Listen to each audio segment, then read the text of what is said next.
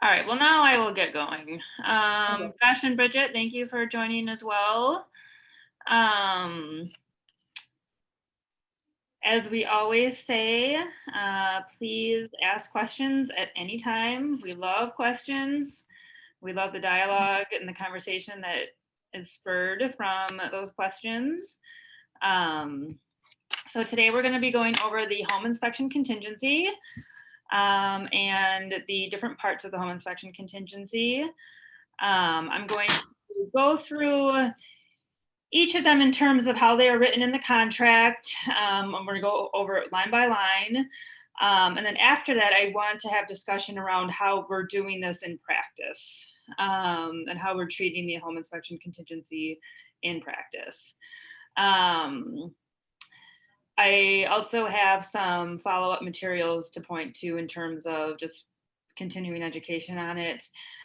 And then just some handy handouts that I have kept over the years and had referred to a lot throughout the beginning of my career. So, okay. The inspection contingency in the offer to purchase it's lines 178 through 226. There is an inspection contingency, of course, in the condo offer to purchase, and it's identical.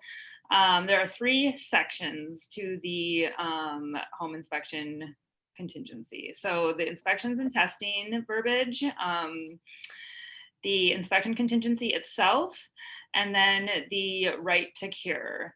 The right to cure is attached to the inspection contingency, but it is also attached to the testing contingency, the appraisal contingency, well and water. So it's not a concept that is specific to the inspection only, but you'll find it in other places as well. And I think to help get a handle on how the right to cure works, I also just want to isolate that piece of it and go over how right to cure works. It gets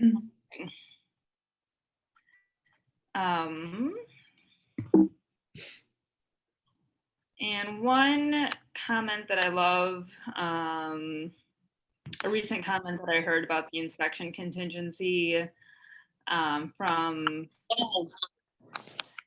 our favorite attorney over at the WRA. Whether you are in this business 5 months, 5 years, 15 years, the inspection contingency, just due to the very nature of it and all of the different pathways it can take, you can be a seasoned agent and still run into an issue with the inspection contingency. And we have found now that right to cure is being put into play more within the inspection contingency in this competitive market. You don't want that no more? Oh, we mute. Yes, I can. I'm sorry. Okay, thanks. Just people who are seasoned agents who have been used to writing or giving no right to cure to sellers in their offer to purchases. Now that we're incorporating right to cure more often than that, it's kind of standard now in this market. Seasoned agents are having to relearn it and get a better grasp of it as well. So always questions around the inspection contingency. So the first section just differentiates between inspections versus testing. So this is just a provision in the offer to purchase, more just an kind of a brief introduction to what's coming and differentiating the two. So starting at lines 178, buyer may only conduct inspections or tests if specific contingencies are included as a part of this offer. So if the next section is checkmarked and they can only conduct an inspection if a contingency is included. An inspection is defined as an observation of the property, which does not include an appraisal or testing of the property other than testing for leaking carbon monoxide or testing for leaking LP gas or natural gas used as a fuel source, which are hereby authorized. A test is defined as the taking of samples of materials such as soils, water, air, or building materials from the property for laboratory or other analysis of these materials. So when I'm going over this section with a buyer, for example, and explaining the buyer or the inspection process, I'm always pointing this out and saying, and explaining an inspection, this is an inspection, this is defining an inspection versus a test. So with this inspection contingency, this is an observation of the property. If we do want to have anything tested, we will note that in another section of the offer to purchase. And we can have further discussion on the types of tests that are typical in this market. But right now we are solely looking at the inspection contingency. So then moving on, seller agrees to allow buyers, inspectors, testers, and appraisers reasonable access to the property. So this is a note to the seller. So coming from the listing agent's perspective, when you receive an offer and you're presenting the offer, it is important to note, if we do accept an offer with a inspection contingency, that Mr. Seller, you are agreeing upfront to allow the buyers, inspectors access to the property, of course. Buyer or licensees or both may be present at all inspections and testing, except as otherwise provided. Seller's authorization for inspections does not authorize buyer to conduct testing of the property. I don't think that can be said more often in this section. They just really want to spell out inspection versus testing. Back to, though, buyer or licensees or both may be present at all inspections and testing. I have this highlighted because I want to point out or just make sure it's understood that Keller Williams, we don't have a specific policy on this, but we highly, highly, highly recommend that all buyers or buyers agents are attending the inspections with their buyers. It's important for many reasons, but we want you to have an ear there, of course, be and act as a support for your buyer. Just coming from the perspective of, future business and referrals, it's good to be there to answer questions for your buyer, help build rapport with that buyer for sure. I mean, it's a 3-hour-long process, but there are some companies that will take the position that buyer's agents should not be present at the inspections. We want you to be present. So just wanted to make that note for sure. But the contract does allow the situation that if it's just the inspector with the buyer, that is allowed. And we've had some issues with that clarification. But as Steph said, we really totally suggest that you be there with your buyer at inspection. But an inspector can accompany a licensee. The inspector gets the showing instructions from the listing agent of how to get into the property, and he can let the licensee in. So that is allowed, but we don't approve of the policy of it. Yeah, 100%. And it's within the inspector's licensing coursework. They are upheld to the same standards that we are in terms of being present at a home with a buyer. Gonna make one more comment. Also, well, 2 more comments. If you cannot be present at a inspection, this is definitely just like when you cannot be present at a showing, reach out to your colleague and offer compensation to be present.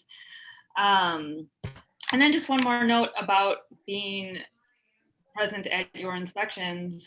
And this is a time also for you as new licensees to learn about how homes work. And, you always learn something new at a home inspection about a particular component of a home. I've learned so much about houses in terms of just how they're built, how they work, how they, the different HVAC systems, whatever, roofing, all of that.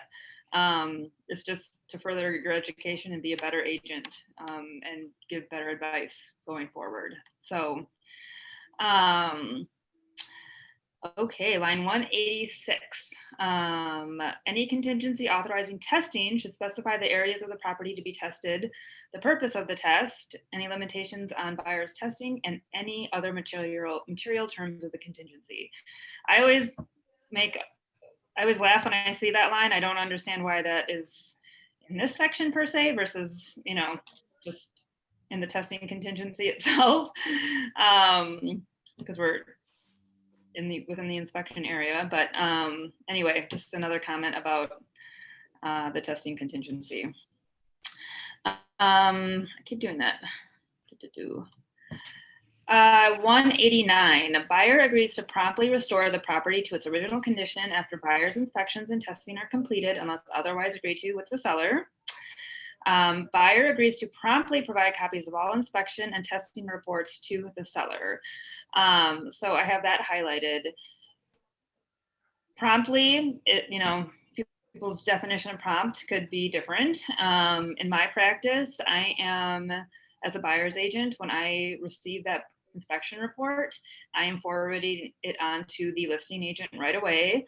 There are some, I think, who make it a practice to wait until they're going to officially make their requests. I am of the opinion, and I'm sure Joni would agree, that it's best to give everybody as much time to review these reports as possible. They're lengthy. I don't like surprises. I don't think it's fair necessarily to a seller to provide a report and request at the same time and then have them scramble. So that's just my 2 cents on it. But yes, the biggest key to this, though, is that the seller does deserve a copy of an inspection report and any reports on their home. And again, I would just be in the habit of forwarding those on directly to the listing agent as soon as you receive them from the inspector. Last line, seller acknowledges that certain inspections or tests may detect environmental pollution, which may be required to be reported to the Wisconsin DNR. So I don't know that that's come up for me. Joni, maybe it's come up for Not you. really. But yeah. Yeah, it's still amazing to hear how many agents think that they don't send the report until and only if they have an amendment to request repairs. That has nothing to do with it. You're right, it should be sent right away to the listing agent for the seller to review. Yeah. So again, you guys, this first section, some provisions in here, but mainly the basic shell of this is just to begin the process of differentiating an inspection versus a test. So again, in this portion of the offer to purchase, we're only looking at inspections. If the buyer wants any testing done, that will be included in the GMAR Addendum A. Are there any questions on this section of the inspection contingency? I'm sure you're going to get to this probably, but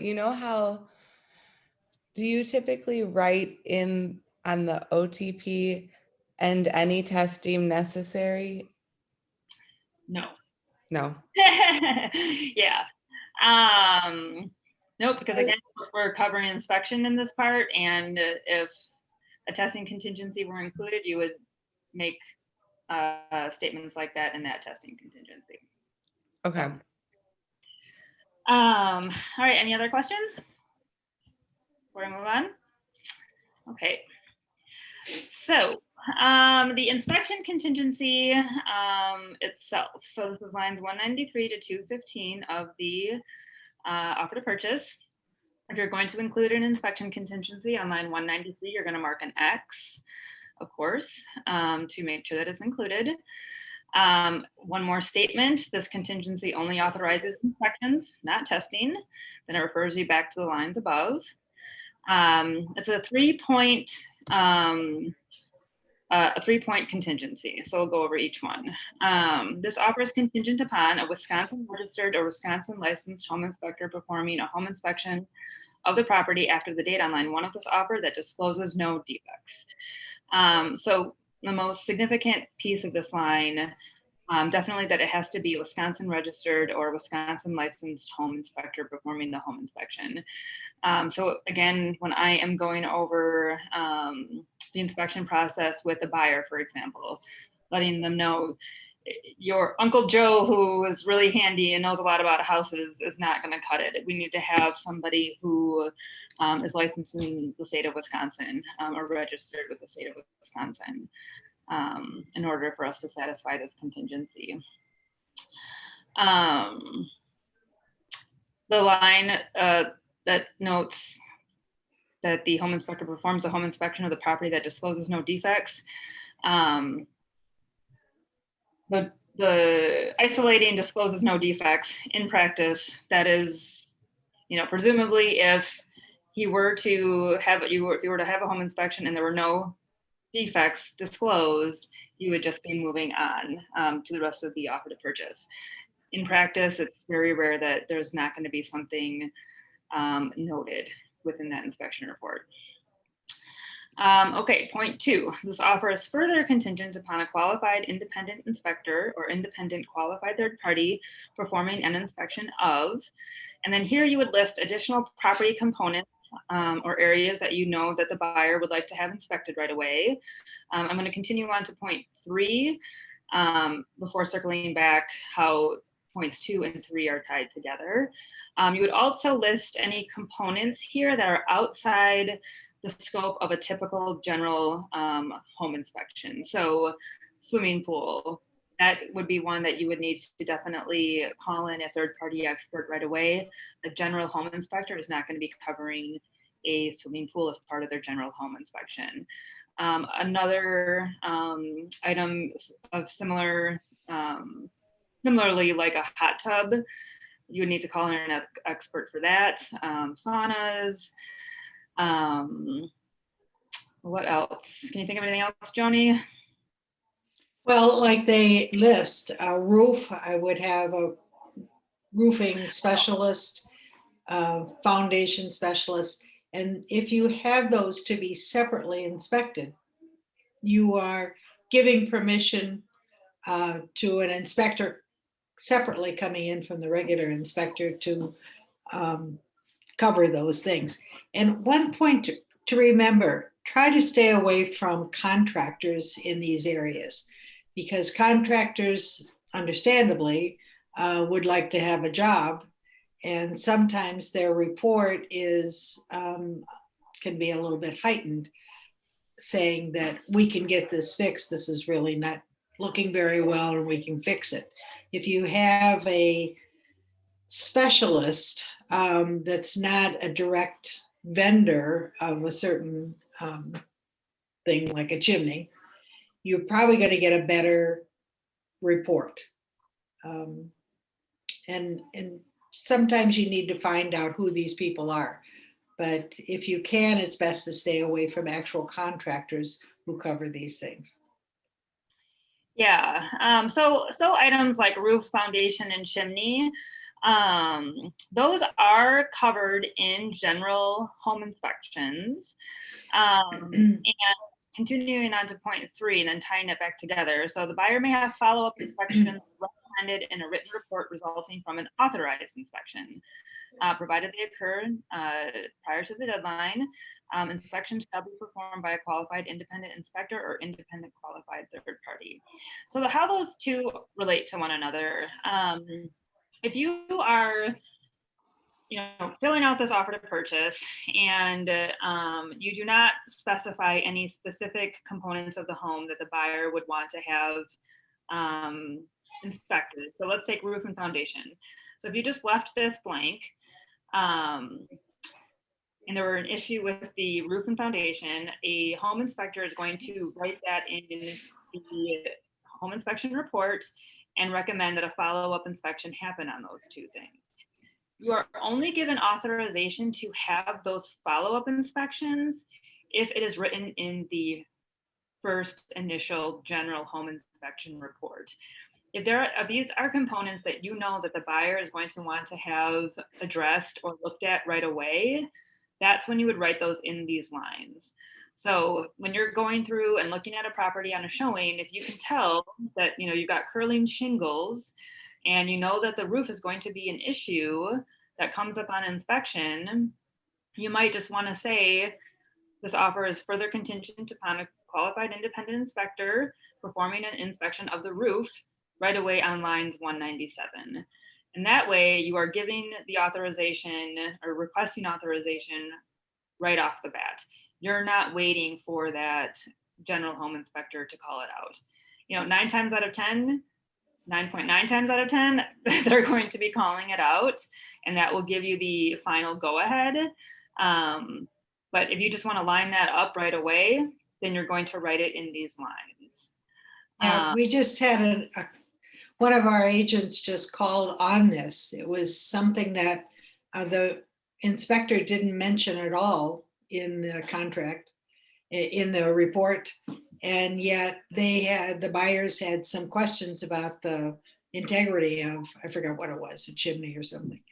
And so because they had not written in chimney on that line of 197, 198, and because the inspector did not mention it in his report, the buyers could not have a separate inspection of the chimney. But that's where you have to be really careful. And please, we're trying to do this across the whole real estate world. Don't write in entire premises on lines 197, 198. It's redundant and it's not what those lines are for. Right. Yeah. So if you see that as a listing agent, if you see that language put in on an offer that you received, that is not correct. Agents are using it a lot. I think it's an outdated, well, not correct to begin with. But yes, that area specifically, as Joni said, for individual components of the home. Okay, so again, so you're having your general home inspection by a Wisconsin registered Wisconsin licensed home inspector. They're going to issue a report. They are going to recommend follow-up inspections if they feel it's necessary. At that point, you can have the follow-up inspection unless you have written it in on lines 197 or 198. Does that all make sense to everybody? Okay. I just have 2 random questions. 100%. So I don't know if Amber started talking or if that was Bridget.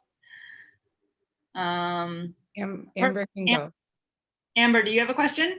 Oh, I just said it makes sense. Okay, good. All right, Bridget.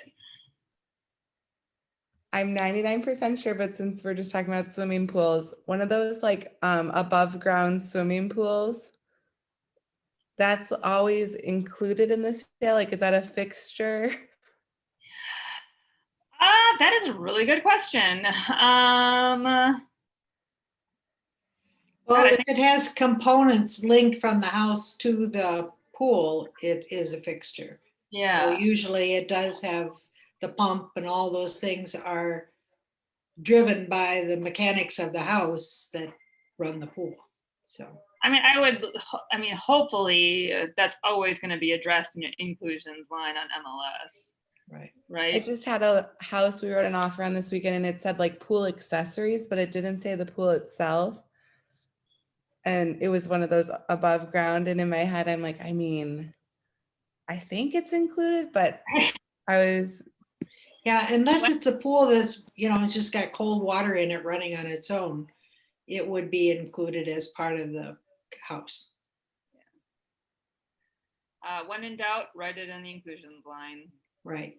That's what I ended up just doing instead of asking the agent because I didn't want if it was a dumb question. No, I don't think. Yeah, I mean, I think that it would be, an agent or a seller could want to take an above ground pool with them, I think. Okay, any other questions from anybody else at this point? Okay, line 203, buyer shall order the inspections and be responsible for all costs of inspections. So that's the general home inspection itself. When I'm coaching buyers on this piece, I'm letting them know it's $450 to $600 for a general home inspection. And then if there are any follow-up inspections that a contractor might charge for, I think the biggest example is chimney cleaning. That's always going to have a cost associated. The buyer is responsible for that cost as well. So 204. So this is a warning before we get into lines 206. So buyers should provide sufficient time for the home inspection and or any specialized inspections, as well as any follow-up inspections. And that cautionary line is just to inform how you're going to fill in line 206. So this contingency, and this is the deadline, the contingency shall be deemed satisfied unless buyer within, and I put 10 to 14 days there. It defaults to 15 days. After acceptance, delivers to seller a copy of the written inspection report dated after the date on line 1 of the offer, and a written notice listing the defects identified in those reports to which buyer objects. A notice of defects. So just going back to the deadline, when I am communicating with buyers on this, Mr. Buyer, we are going to have the general home inspection. We're going to have any follow-up inspections. We're going to receive those estimates. And then with that data, we're going to go to the seller and negotiate with the seller on what we have found. We have to have all of that complete prior to this deadline that we write in on 206. So we need to make sure that we're giving ourselves enough time to do that. So again, in general, typical normal market practice, I would say 10 to 14 days is what's typical to put in those lines. But we're not in a typical market. So if a buyer is putting in a home inspection contingency, I've seen these deadlines tightened up quite a bit.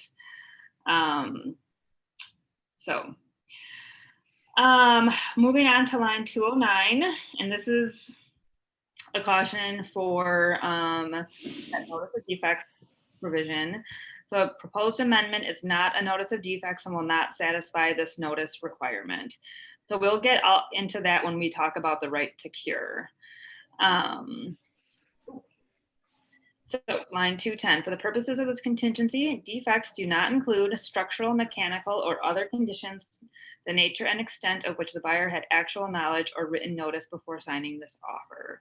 So if a buyer receives a condition report that has a foundation crack listed, technically they would not be able to go back and cite that as a defect if they were to serve a notice of defects. Now, what is most material in this line is the nature and extent of which the buyer had actual knowledge. So that foundation crack could mean a much bigger issue insofar as, maybe it has moved an inch and now needs excavating, which is a very large project. That piece of what they have learned in their inspection process and follow-up inspection process, they would be able to use that as a defect to use on a notice of defects. Are there any questions about that line or how that works? That is like a very common question from buyers, I think, is if they can ask about anything on from the real estate condition report that they knew about. And they absolutely can. So what is acknowledged on the real estate condition report never precludes a buyer from making the request, right? I think Joni said it earlier, or maybe it was this morning on something. Buyer can ask for anything at any time in an offer to purchase. Where this comes into play is if a notice of defects were drafted. But a buyer can absolutely make a request on something that was disclosed already. And then the seller has the same same response options that they always would have had. Yes, no, some, none, or all. So,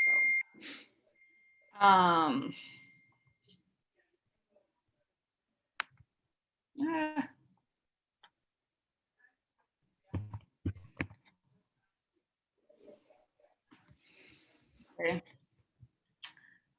Hang on.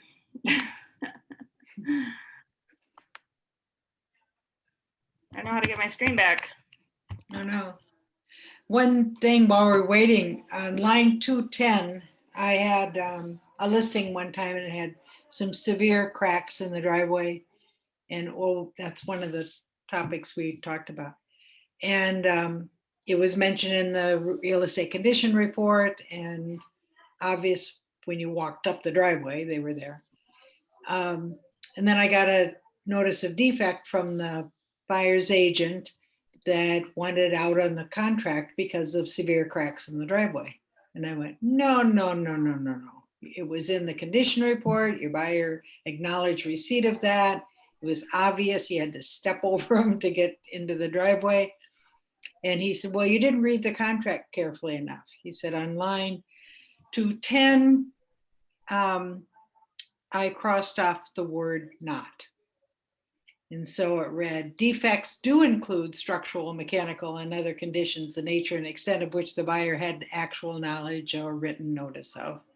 So he could logistically use the big cracks in the driveway as a defect to get out of the contract because he had crossed off the word not, and it changed the meaning of that sentence. Mm-hmm. I never forgot that lesson. And if you're going to do something like that, usually what we see is lines 210 and 211 just struck all Totally crossed. Yeah. So a savvy buyer's agent will do that. So look carefully. Yes. But lesson is you have to read these things, these offers very carefully as a listing agent, as the buyer's agent as well. Right. So, and then on line 212, it just goes through 215. It just redefines defect. So defect is defined on lines 445 to 447, means a condition that would have a significant adverse effect on the value of the property, that would significantly impair the health or safety of future occupants of the property, or that if not repaired, removed, or replaced, would significantly shorten or adversely affect the expected normal life of the premises. So, okay, any questions on this so far? All right, now we're gonna get into the right to cure. So the right to cure, just like the concept of multiple representation, I feel is always the most challenging to explain. When explaining it to a client, I feel like it's challenging because it may kick in and it may not kick in. So it's hard to go down all the different pathways when you just don't know how the inspection is going to play out. The concept of right to cure, though, when it's attached to a contingency, and the most simplest way to explain this is it defines who has the power to kill the deal if a notice of defects is delivered or the notice is delivered. So if you are going to give the seller the right to cure in the inspection contingency, actually, I'm going to back up. If you do not give the seller the right to cure in the inspection contingency, if a defect is found, a buyer then has the power to kill the deal. If they are not comfortable with moving forward on, I'm going to take a foundation, a large foundation repair. If that's discovered during the inspection period and buyer is not willing to even ask the seller to fix it, if it's something that scares them so much that they want to, make the decision not to move forward, they can take a notice of defects, define that defect, deliver it to the seller, and the deal is dead. So it gives the buyer 100% power to kill that offer. If you do give the seller the right to cure, it's a slight power shift now to the seller. So taking that same foundation repair, buyer now, doesn't want to ask to negotiate on it, they're going to take that notice of defects, cite the defect of the foundation repair, give it to the seller, and now it's in the seller's court to decide, yes, I will fix this foundation repair for you, buyer, and you have to move forward with the deal. Or no, you know what, I that's fine. I'll kill the deal and release you from the contract. So as you can see, why it is advantageous to give the seller the right to cure in this competitive market. It's an advantage for the seller, obviously, to have the right to cure. If the buyer can just serve a notice of defects just like that and walk away, that's significant. So it just holds the buyer to this contract just that much more. And that's why the seller would want to see that they have the right to cure in this, always, but in this market for sure. In a competitive writing, we're just giving the seller the right to cure more and more. 10 years ago when it was a buyer's market, when I first started selling, I hardly even tried to explain the concept of right to cure because we just weren't giving it ever. So that is not the case anymore. So let's go through let's break this all down. So first off, the right to cure only again kicks in if a notice of defect is delivered. So back to that caution line about a amendment not satisfying the notice of defects. If something is delivered on an amendment, the notice of defects has not been delivered. We are negotiating at that point via an amendment. So right to cure would not even kick in if the requests received were on an amendment. So starting at line 217, if the seller has the right to cure, the seller may satisfy this contingency by delivering written notice to the buyer within, I wrote 3 to 10 days on here. Back in the old offer to purchases, it would just default to 10 days automatically. Seller had 10 days to determine if they were going to do that. As a buyer's agent, you might want to tighten the deadline. If you're giving right to cure, that's great, but maybe to help protect your buyer so that they're not hanging out for 10 days, you might want to say that the seller must respond within 3 days or something much shorter. Otherwise, we're waiting a long time for the seller to end up killing the deal, and buyer may have missed out on a property.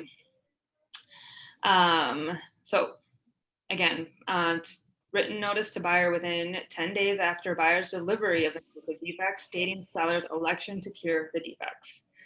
2, they will cure the defects in a good and workmanlike manner. And 3, they will deliver to the buyer a written report detailing the work done no later than 3 days prior to closing. So if the seller has the right to cure, that's how the seller would satisfy that contingency. If the offer is going to die, this is how this would play out. So this offer shall be null and void if the buyer makes timely delivery of the notice of defects and written inspection reports, and the seller does not have the right to cure. So going back to when I was first explaining how the right to cure works, the offer would be null and void if the buyer delivers notice of defects and we did not give the seller the right to cure. So that notice delivered automatically kills the deal. Or 2, the seller does have the right to cure, but the seller delivers written notice that the seller will not cure. Or B, the seller does not timely deliver the written notice of election to cure. So if that 10 days, let's say defaults to that 10 days, seller has not provided notice that they will cure the defects, then that just by a function of the timeline passing, the offer will be null and void if the seller had not taken any action. So that is how it would play out if a notice of defects is delivered. In practice, let's talk about how this would play out in practice using your amendment versus the notice of defect. So you're going to have your general home inspection. You're going to have any follow-up home inspections. You're going to enter into what I call like the information gathering phase now. We're going to find out the true extent and nature of some of these repairs. We're going to find out dollar amounts of these things. We're going to collect as much information that is material to the buyer as possible.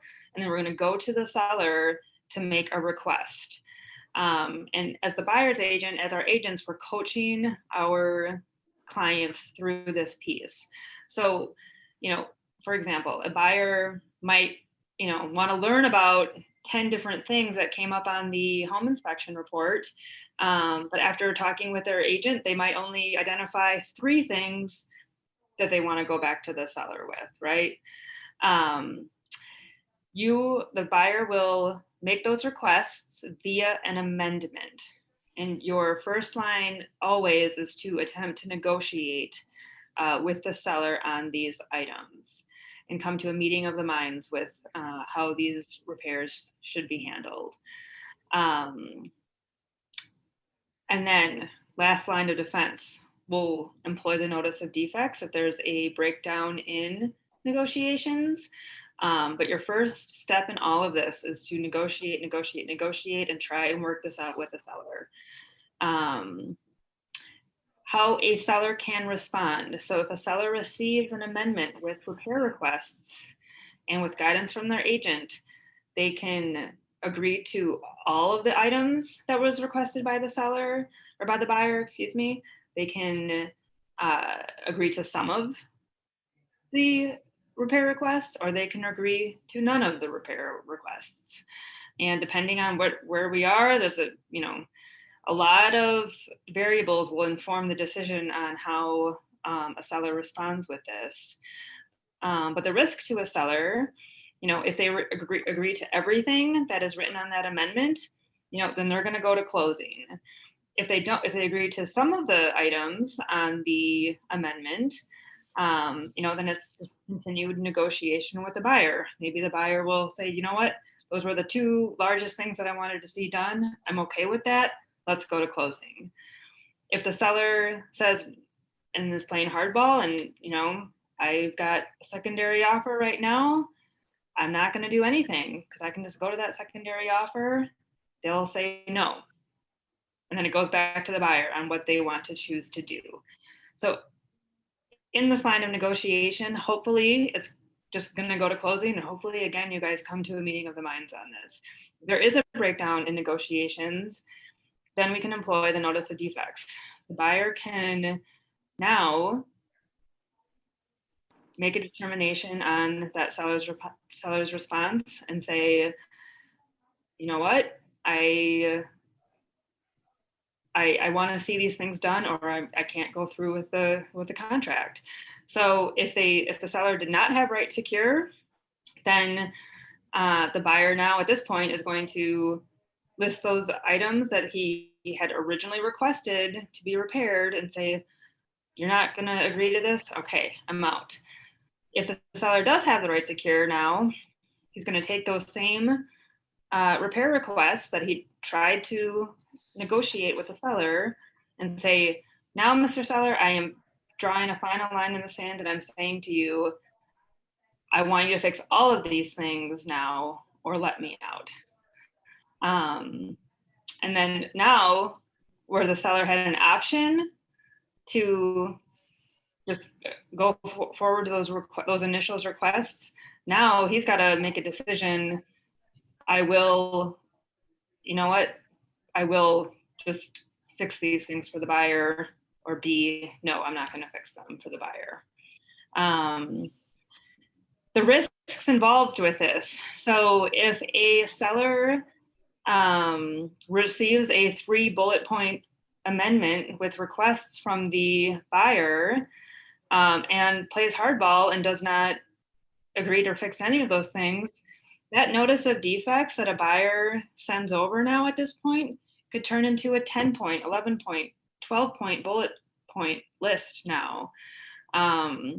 those initial three items that he was just initially concerned about, in order to get himself out of the deal, he might turn that 3 bullet point list into a 10 bullet point list so that the seller has to agree to all of it. Why a seller would not want to put themselves in a position of receiving that notice of defects is for that very reason. That 3 bullet point list can now be turned into a 10 bullet point list. So 3 things were on the table before, now 10 things are on the table before, and he has to do them if he wants to keep the seller or keep the buyer in the deal. So that's kind of how, we've got this language of the inspection contingency, but there's just so much nuance with all of it. So much. And how it can play out. So yeah, the other side of it is the seller may have a secondary offer in place. That secondary offer is offering more than this offer, and the seller wants to get rid of this buyer. So he can, he has right to cure. He's given a notice of defect, and he elects not to cure as a way to kill this deal so he can take the secondary offer. So yeah, secondary offers can be used, and the point is the seller doesn't have to tell the primary offer that he has a secondary offer. Or he can do it another strategy. He can say to the primary offer, by the way, I have a very good secondary offer in place, which would force maybe the primary offer not to be so tough on their requests or their notice of defect. Yeah. So there's a lot of strategy in dealing with amendments and notice of defect, especially in this market. Yeah. Should you always ask if they have a secondary before you send? You can, but they don't have to answer. Oh, I thought that if you asked, they did. Okay, good to know. Yeah. Yeah, I mean, you can kind of intimidate a buyer into not serving a notice of defects if they really want that house. So I guess I just want to like really drive it home that, I am of the opinion that notice of defects should be just that. It's the final line in the sand if there's a breakdown in negotiations. We should always be, trying to encourage at least making the request, right? Obviously there are some things that are so large that a buyer would be very,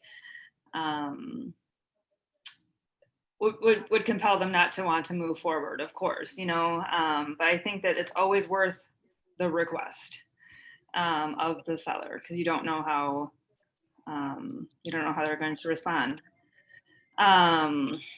Yeah, the other thing is how you write your notice of defect. We've come across several questions about that we're getting. A notice of defect should be written in the following way. You start you put it on a notice to the offer to purchase. Your first line is, this is a notice of defects. So you're making it very clear the type of notice that you're sending. And then your next line is, these are the following defects to which the buyer objects. And then you list them. And you list them as defects on how they need to be fixed or cured. Replace siding on north side of house, repair the flashing around the chimney. You list the defects as fixable, repairable items. You just don't say foundation off, or things like that. They have to be itemized because you're asking the seller to fix them. You have to explain what needs to be fixed. So that's the correct way to write a notice of defect. Otherwise, it becomes a mess on what you're intending, and your notice of defect might not have any power to it whatsoever. Mm-hmm. A note about follow-up inspections and when you have buyers. It's really important, if there are follow-up inspections that are recommended in the report, to have those follow-up inspections. There, especially as a buyer's agent. So we're trying, even if the seller even if the buyer does not ultimately make those requests of the seller, we want to make sure that our buyers are going into this purchase with eyes wide open. I always recall an example of a buyer of mine who we found, God, it was a brick home in a historic district, and it needed, per one contractor, like upwards of $25,000 in masonry repair. All of the windows were shot. We got opinions on those. I think the house was $250,000 and there was at least $50,000 worth of repairs. But we had the numbers, and the buyer told me they wanted to move forward. And I just was like, if you guys understand the scope of work that you are taking on, then, great. We did go to the seller to ask him to give us some concessions, and he stood strong and said no. And my buyer wanted to move forward because they loved the house that much. And I just said, great, if you guys understand what you are going into, then you've got all of the power here, all of the knowledge here that I would want you to have. So just, I wanted to make a comment about that for sure. The chimney example in the WRA mag. So the latest issue of the WRA magazine is all about inspections. So I was going to bring that up and make sure that you guys are reading those. But I thought this was a really good example of the importance of a follow-up inspection. So on the example given, a general home inspection had happened. The inspector had noted that a new insert, I think it was, needed to be put into the fireplace, but also recommended a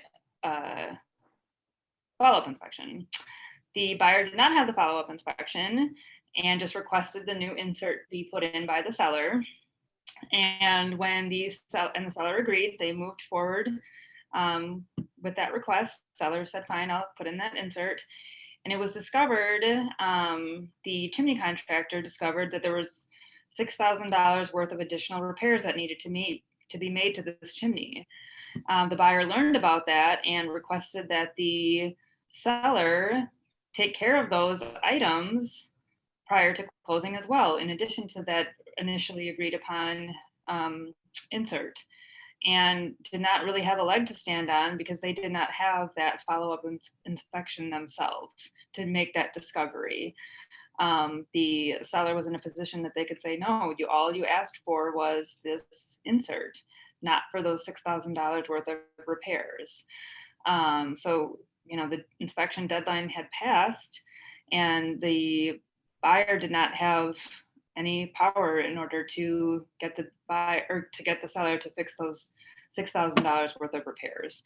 So just another reason to have these follow-up inspections, to get a full understanding the nature and extent of these repairs.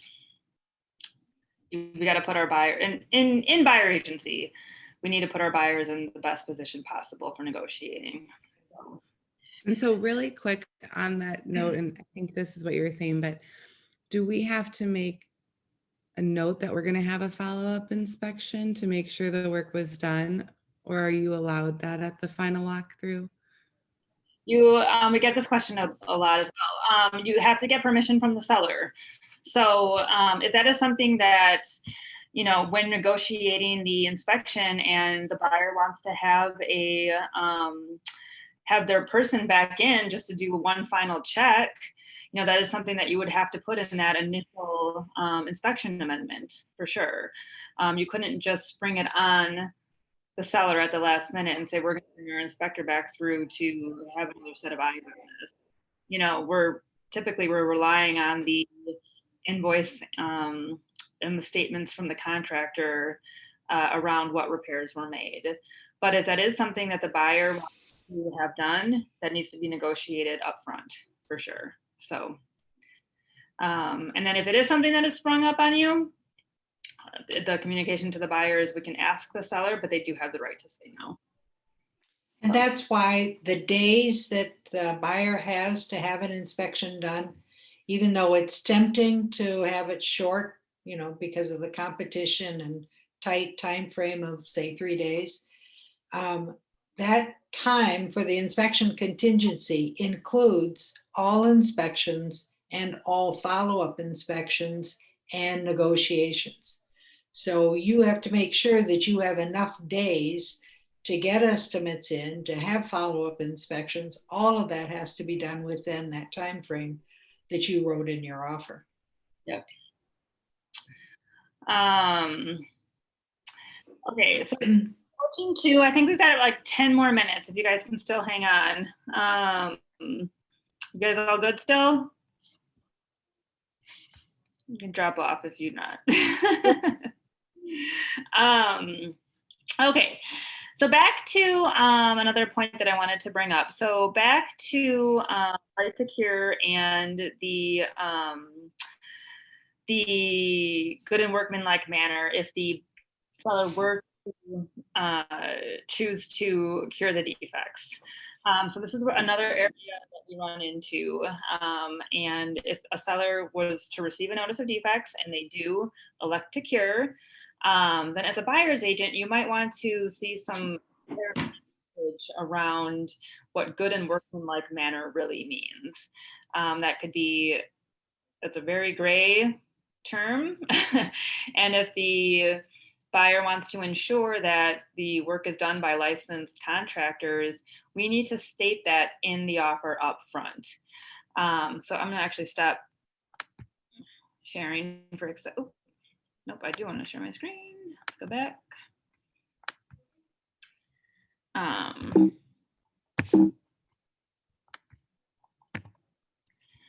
I want to show you guys, thought I had it all ready for everybody, but in the clause library, there is language already set for us to include. I just want to point out where that is.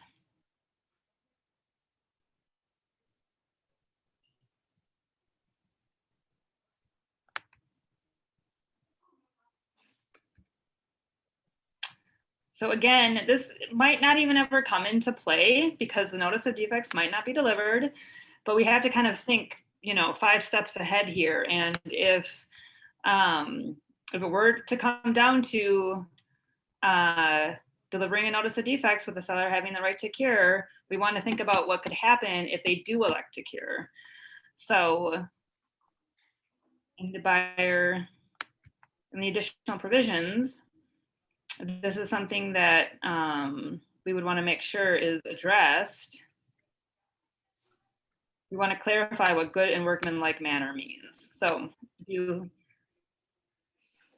go to the clause library, which is right here, that little scroll, the little piece of paper will pop up. So it's in the category of the offer to purchase, and the clause title is right to cure. So seller, and we would want to insert this language into our offers as a buyer agent to help add that extra protective language. So seller shall have the right to cure in a good and workmanlike manner using professional licensed experts with the benefit of permit as required and in accordance with municipal building codes and generally accepted construction and safety standards. Scope of work shall be defined by an independent third-party expert.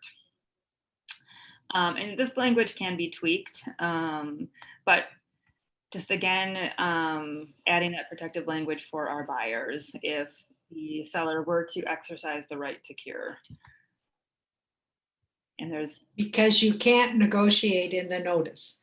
right. In the notice of defect, you can't say that this be done by a qualified inspector, this be done by a qualified chimney person, or invoices and lien waivers to be provided. So you have to ask for it up front in the offer. You can add it in the amendment while you're negotiating, but when you get to the notice of defect, all you can do is list the defects.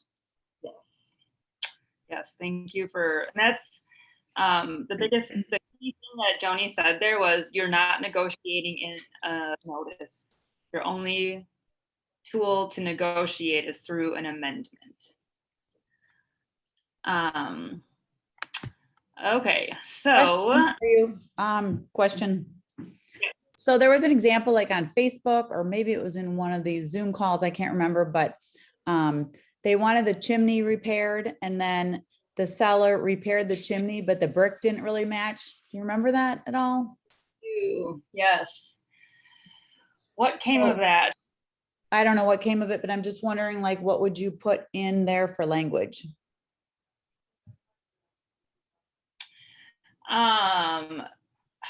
I feel like, so what happened with that was, I think if I recall, the seller had previous knowledge that the chimney stack needed to be rebuilt, and it was communicated with the buyer's agent, oh, chimney stack is being rebuilt.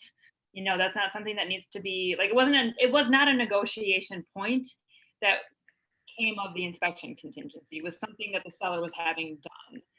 And then and I think it was being done between acceptance and close, or like even between listing and close, not even between acceptance and close. It was happening between listing and close. And they go, like, I don't know what they had to go visit the property, and after it was complete, or she was doing a drive-by, and she noticed that the brick was completely different color than the rest of it. And I think even a different like style of stone. I think it was originally a Lannon stone. So it just, you know, aesthetically did not look how it should.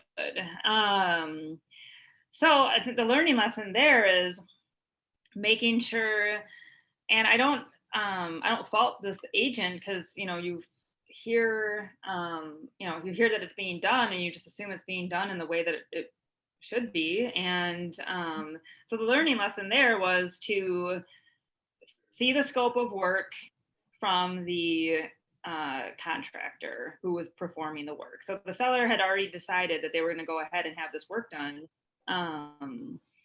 But I would go one step further as a buyer's agent and say, oh, can you send me that scope of work, and we'll incorporate it into our offers. I don't know how it was remedied though after, because the buyer had an issue with how it looked. So I don't know what conclusion came of that.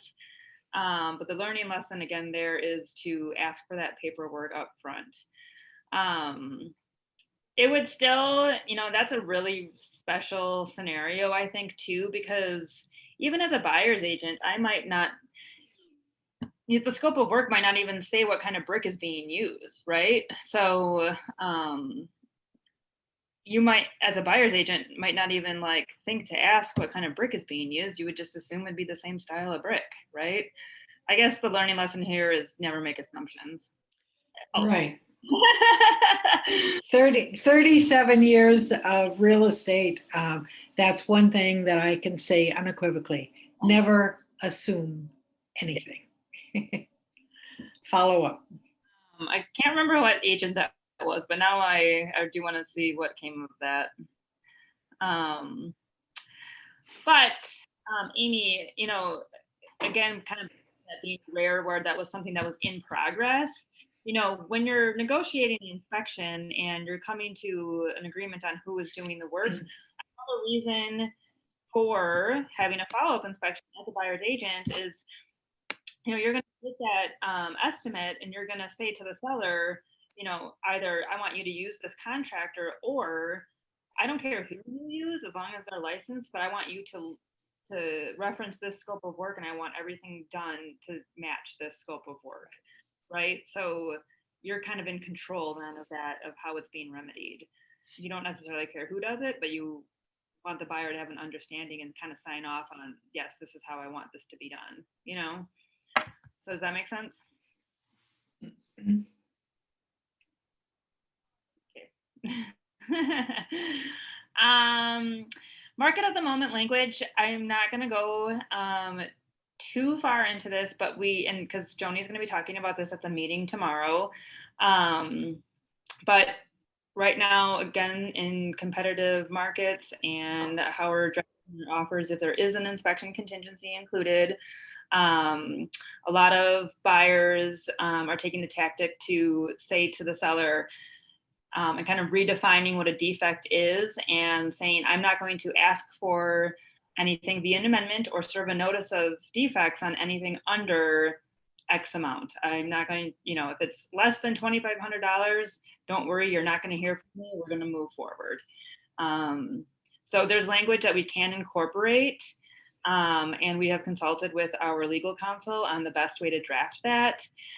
So if you're going to be employing that, please see Joni or I. But again, Joni will be going over that more in detail tomorrow. But general concept is. And we'll eventually have it in the clause library when it gets confirmed with the lawyer. Yes, thank you for adding that. Yep. So it won't be something that you need to come to us. It'll just be right in that clause library. Okay. So let me get back to, there are just some resources that I want to point out. So first of all, working our way up from the bottom of this list, Joni and I did a real life tales around the inspection contingency on March 8th. So it is in our YouTube library. It's in the contract training playlist, and it's the March 8th contract training. I thought that it was a really fun training that we did. I think to get a really good understanding of the inspection contingency, it's really helpful to hear how the different examples and how all of this plays out. So I really highly suggest that you guys go back and watch that if you weren't a part of it already. But just hear the real life examples, put all of it in context and to make sense of it, I think is really meaningful. Next, the WRA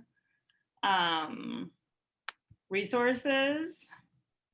So there's a whole home inspection resources that the WRA has.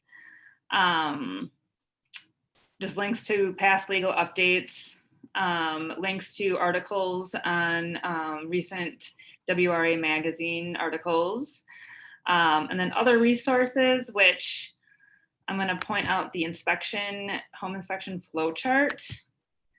I had this stapled to my desk when I first started out, and I consulted this all the time because I could not grasp right to cure versus not cure. And this was really helpful to me to see how, if you're giving the right to cure, how the offer if you're not giving the right to cure, how the offer plays out. If you are giving the right to cure, how the offer plays out. So this is a PDF that you can download and keep it on your desktop, or print it out and staple it to your desk as I did. So final thoughts on the home inspection contingency. It is confusing. Ask questions.